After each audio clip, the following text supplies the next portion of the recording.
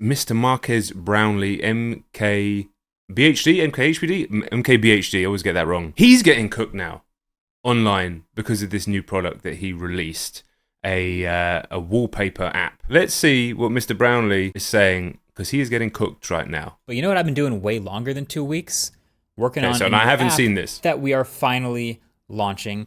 You guys have always been asking me where I get my wallpapers. Like, it's frequently the #1 suggested search result under my name, has been for years. So now we've put them all in one place. That was your market research? It's called Panels, and it's finally live in the App Store, both on iOS and on Android.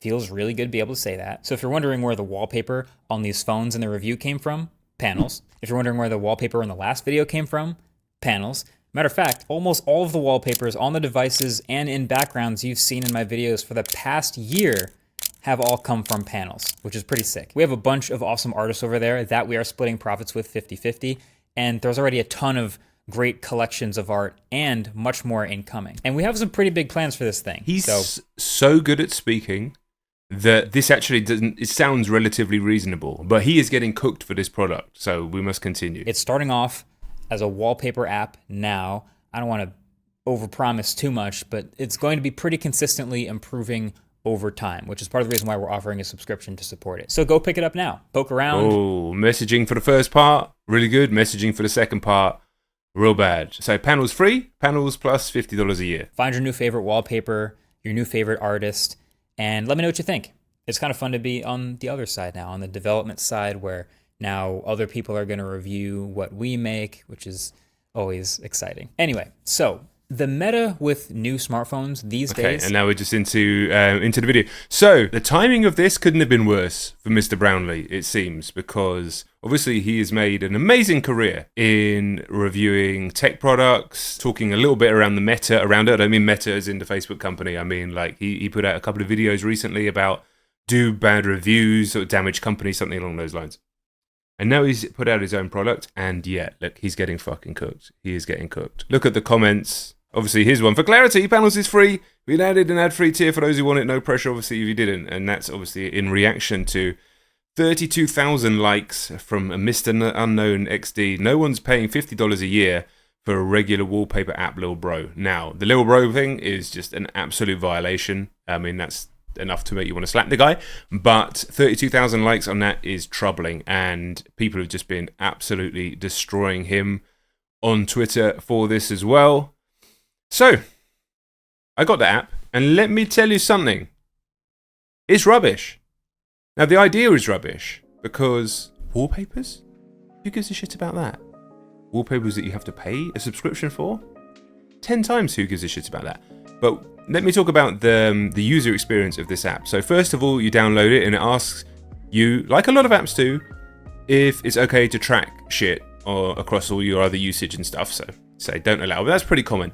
Then the first thing that you're presented with is more preferences, more like allowing them to capture data over and over. Like the first minute of use of this app is that, and you're like, what is this that I'm entering into? There's an onboarding.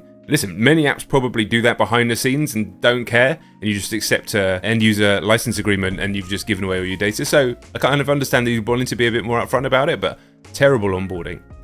And then the actual thing is, there's a bunch of wallpapers. It says that you can pick 5 artists from this group. Here we go, I don't know if you can see it on the screen. I just picked the top 5, and there's wallpaper of the week, and then there's a bunch of other fucking... We go, okay, I like this one. I mean, I don't, but I like this one. Get wallpaper. Boom. Right, so I can pay the $50 for the year to unlock the full resolution, or watch one ad to unlock standard definition.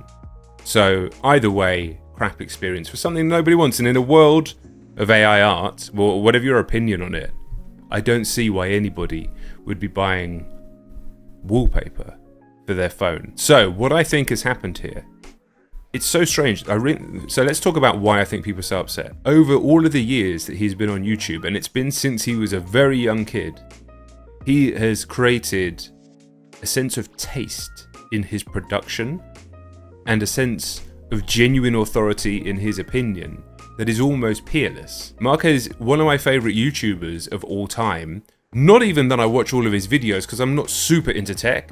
Occasionally I jump in and out of it, but his ability to create a calm mood on camera, yet still have it super engaging, production quality incredible. Just his ability to speak into a microphone in a way that's not a normal YouTuber. Yeah, what's happening, guys? Smash the like that has been I've watched and studied him a lot to try and capture just some of that for myself. So in building up this incredible taste and authority, to then effectively put out a product that is by all common sense rubbish, feels like a betrayal of all of this taste that he's built up over the years. Like, he's put out other products before. He's put out the stuff that you stick on things. Obviously, he's done a million sponsored things, which isn't necessarily, it's not a product that the audience pays for. But he's monetized in multiple different ways, and I don't think anybody's ever had a real issue with any of it. Maybe some people, but not like this. And yet here, what is essentially a relatively harmless app, I mean, just ignore it, sure. But he's betrayed his own sense of taste with this app, which I think is why it is called such a stink. On top of the fact that it has come mere days after the Lunchly fiasco, which I do believe is the straw that broke the camel's back when it came to YouTuber products, because it's so big. The people involved, especially Logan and Mr. Beast, are so controversial. And that was, as somebody said on the stream yesterday, Icarus getting too close to the sun. And I think it's going to affect every YouTuber that's trying to create a product right now. And I think something else has happened with Marques, and it is a concept called the ladders of wealth. So you may or may not have heard about this. I don't know where this came from in the first place, but here is an example. It may have come from this guy, Nathan Barry, who owns a website called ConvertKit, which is, if you sign up to email subscribe, like newsletters and shit, you've probably heard of ConvertKit. A lot of people use it to do their emails. Anyway, the ladders of wealth creation. I don't know if he came up with this or this was before him. So here are the ladders of wealth creation. Basically, time for money. So if you have a job, salary working for a company, or hourly job working for a company. Okay, so that's the first one. Second one, your own service business. So you own your own business, do client work, projects, and then eventually maybe you have your own team. Second one. Third one, productized services. This is where you start, instead of selling sort of time for money and owning it yourself, you start just selling like projects for money, and you just become grander in every single way, and then recurring productized services being at the top of that. So he puts the example here of editing up to 4 videos for $1,000 a month. So you start putting packages out there for people.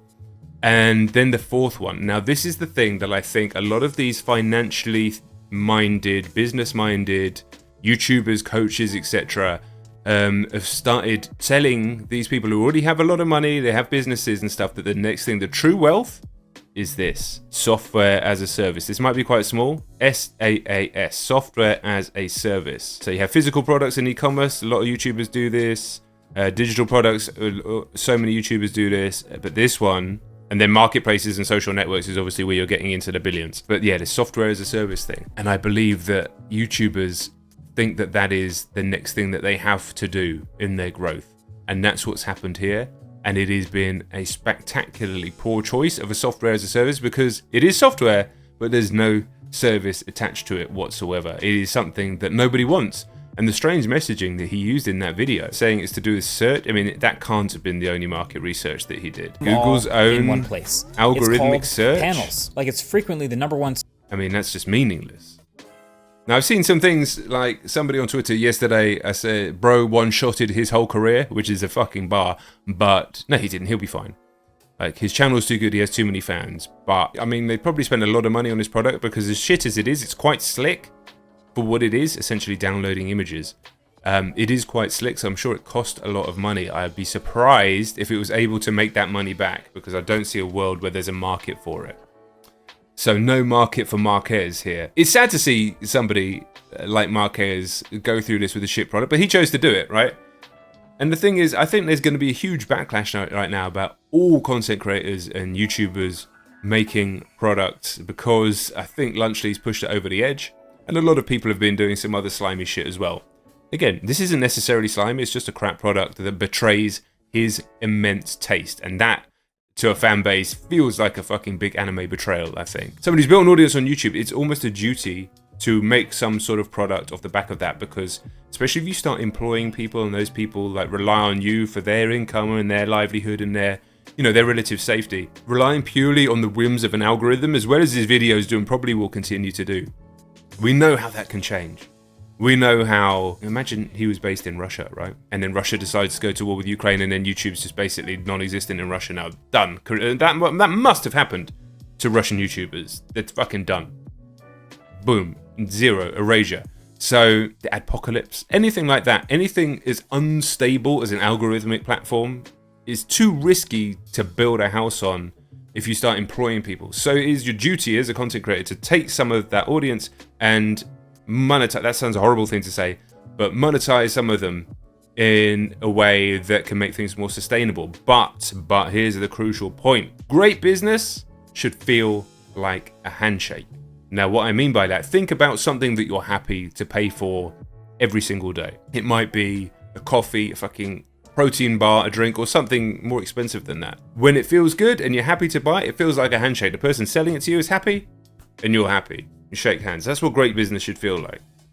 And with a lot of YouTube products, when people have supported the YouTuber for a long time, then they release something out into the marketplace, the business feels like a handshake. You're happy to support, you're excited to support the YouTuber. Now we're in danger of there's no handshake feeling here. In a world like content creation, where trust and authenticity are key, they're everything, you can make that shit crumble quickly. This will pass for Marques. He's too good a YouTuber, but it will probably cost him and his company a fair old bit of money, I would have thought. But it is a mad situation. This isn't the last of it. There's going to be a bunch more people getting cooked for bad products coming up. People are on it. They are on it at the moment. So yeah, we'll see what happens here. What I love about Marques is he has his super old videos on his channel when he was a kid. He may really believe that people wanted this, and that's just misguided. He's got bad advice. Look, he has all these videos from when he was a super young kid. Alright, welcome to my first video. It's got nearly 5 million views, which is hilarious. 15 years ago. It's an HP Pavilion DV7T. So of course I got the... So there we go. So that's why he came in the first place. A fucking love of tech and a love of talking to people about it.